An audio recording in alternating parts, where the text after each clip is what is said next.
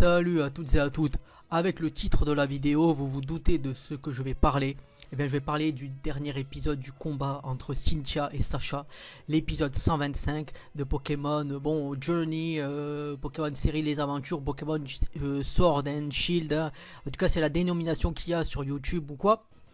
Mais en tout cas, ce que je veux vous dire, c'est que voilà, c'est la fin. Et je vais débriefer l'épisode, pour ceux qui l'ont pas vu, parce que bon, comme il est en anglais, enfin, comme sous-titré en anglais, je comprends que certains ne veulent pas le regarder de suite.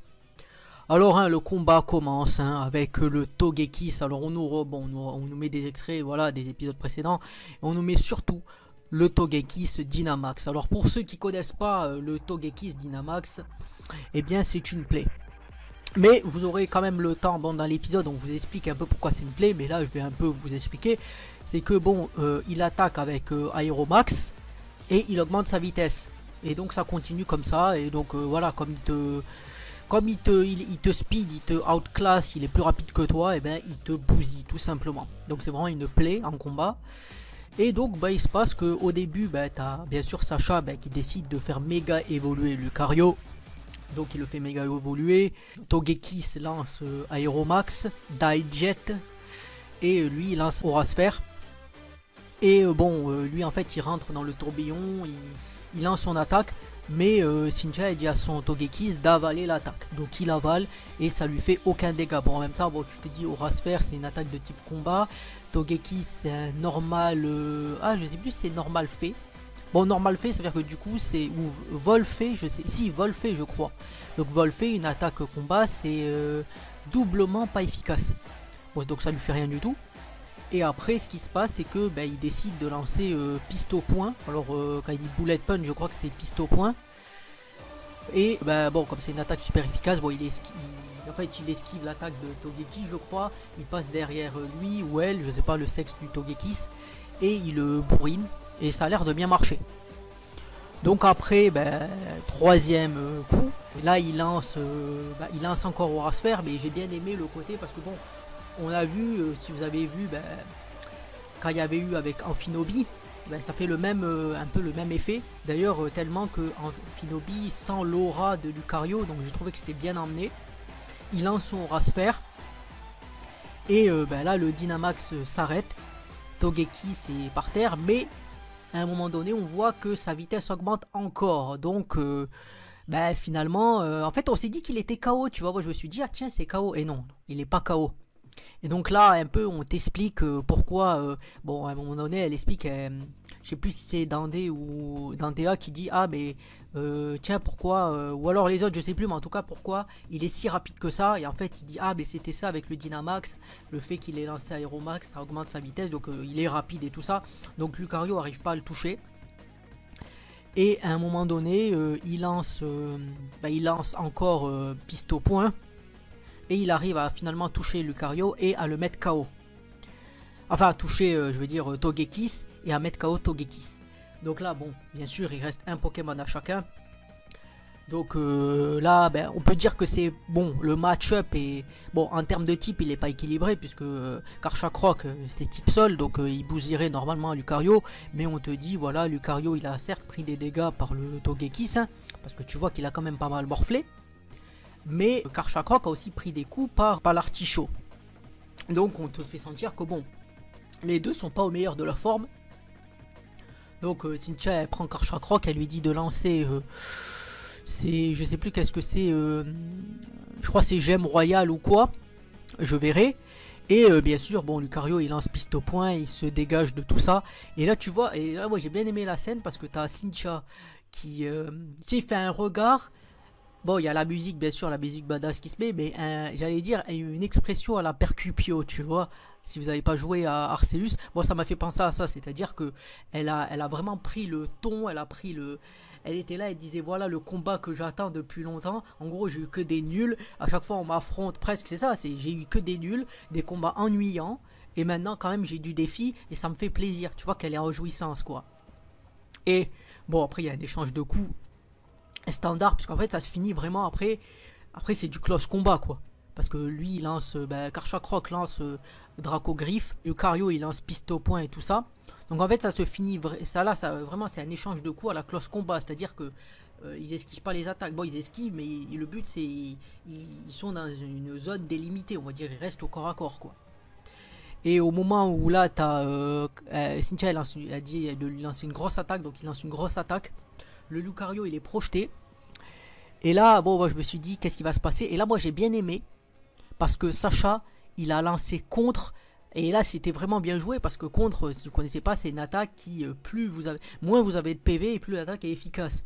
Et donc, moi, j'étais vraiment, je m'attendais pas à ça, quoi. Il lance contre. Karchakroc lance Draco Griffe. Ils se mettent le dernier coup et ils tombent tous les deux. Donc là, bon, vous savez, la fameuse scène, quand c'est Sacha, c'est toujours le combat, je vais pas dire le combat ultime, mais l'un des combats principaux, c'est toujours ça se finit à 5 contre 5, tu vois. Et il y a eu le grand moment de silence qu'il y a. Et on voit, alors, j'ai trouvé qu'en fait, ça n'a pas été vraiment mis en... C'était pas au premier plan, c'était en arrière-plan. Tu vois Lucario qui se relève. Donc tu te dis, ça y est, Sacha a gagné. Et donc voilà, c'est vraiment un combat... Wow, j'ai bien aimé le combat. C'était combat intéressant. En 3 épisodes, ils n'ont pas rushé. Ils ont vraiment mis en avant Cynthia. Ils ont voilà, vraiment que... Voilà, en plus Sacha le disait souvent, le fait de la battre, c'est vraiment quelque chose qui est important pour lui. S'il veut progresser, il veut monter vers les sommets. Parce que, bon, elle est très forte. Mais s'il n'arrive pas à la battre, il va rester stagné au niveau. Je trouve que c'était bien emmené, même que tu avais la Team Rocket qui était contente quand même, elle disait ah voilà, alors qu'au début la Team Rocket elle le jugeait quasiment perdant, tu vois, puisqu'elle disait bon là comment il va gagner le morveux c'est impossible quoi, donc il a déjoué les pronostics, même moi j'avais un doute, hein. Je me suis dit est-ce qu'il va gagner ou pas, c'est ça que je trouvais intéressant dans ce combat, c'est que tu avais vraiment un doute, moi je me suis dit, bon bien sûr on te vend le combat entre Dande et Sacha, mais je me disais quand même, il pourrait ne pas gagner. C'était une possibilité. Et là, moi j'ai adoré l'épisode. Et après, bon, Cynthia qui voilà, Sacha qui va la voir, le serrage de main, tu sais, j'allais dire à la Naruto presque, tu vois, mais bon, voilà. Et elle qui dit, j'ai quand même beaucoup de choses à apprendre et tout ça. En plus, j'ai trouvé intéressant parce que quand je dis qu'on a mis en avant le personnage de Cynthia, c'est vraiment que on voit qu'elle avait des récaps. On voyait un peu sa jeunesse, le fait qu'elle est Grikno, le fait qu'il évolue, le fait qu'elle fasse son combat. Alors on voit le Rhinastock avec, je crois, Terry du coup. Soit quand elle est challengée, soit pour être maître, ça on le sait pas. Mais en tout cas, je trouvais vraiment que c'était finalement, ces 3 épisodes, ils ont quand même été bien centrés sur le personnage de Cynthia. Peut-être qu'elle attendait un combat sérieux enfin. Et qu'elle était un peu, voilà, le fait qu'elle se disait je vais m'arrêter là, c'est, je pense que c'était aussi ce qu'elle disait à Dante, c'est-à-dire j'ai tout vu quoi, j'ai affronté des gens, je les ai tous battus, j'ai plus rien à apprendre, donc je vais me retirer, peut-être pour se centrer sur son activité d'archéologue, mais en tout cas c'était vraiment ça qui était mis en avant, et là, quelque part, le fait d'avoir affronté Sacha, ça a vraiment fait que elle s'est remise en question, elle a appris des choses. Et d'ailleurs c'est confirmé puisque quand elle va voir Dantea, elle lui dit tu sais ce que je t'ai dit l'autre fois, bon considère que j'ai rien dit quoi, je vais bien sûr continuer les combats, j'ai des choses à apprendre. Et même que Dantea lui dit oui je me doutais que tu allais me dire ça quoi. Donc c'est vraiment intéressant cet épisode, voilà, épisode de manière la trilogie excellente, hein. Moi je trouvais que c'était vraiment une masterclass, vraiment le combat était intéressant, il y avait de la stratégie, et même Sacha à la fin qui met contre, j'ai trouvé que c'était très intéressant. Et après, bien sûr, on te met le build-up, hein, du coup, parce qu'on connaît les finalistes, hein, Sacha contre Dande, et on va voir quel est le combat, hein, parce que 6 Pokémon contre 6, et là, du coup, je me dis, Sacha, il pourrait prendre peut-être d'autres Pokémon, voilà, parce que là, il voulait faire, voilà, sa demi-finale avec ce qu'il avait là, mais est-ce qu'il va, j'espère qu'il va quand même changer d'équipe, parce que, faut pas oublier que Dande, on connaît, on sait qu'il a Dracofeu, on sait qu'il a Gorille Rythme là, Gorillander, mais on sait pas plus en fait. Et donc le fait que Sacha utilise la même équipe, si Dande connaît un peu cette équipe là, il affronte quand même le number 1, tu vois, donc faut qu'il arrive avec une stratégie intéressante et j'espère qu'il prendra, bon qu'il gardera quand même de ces Pokémon là, mais que quand même, bon Lucario je pense qu'il va le garder, Pikachu, mais pourquoi pas prendre Gokazaru, prendre Simiabras quoi, et prendre peut-être Junko, je sais pas, mais en tout cas tes Pokémon, pas qu'il ait toujours la même team quoi, je trouverais que ce serait un peu redondant et puis surtout stratégiquement ce serait pas viable quoi. parce qu'il affronte le meilleur dresseur du monde quand même, donc faut qu'il soit préparé.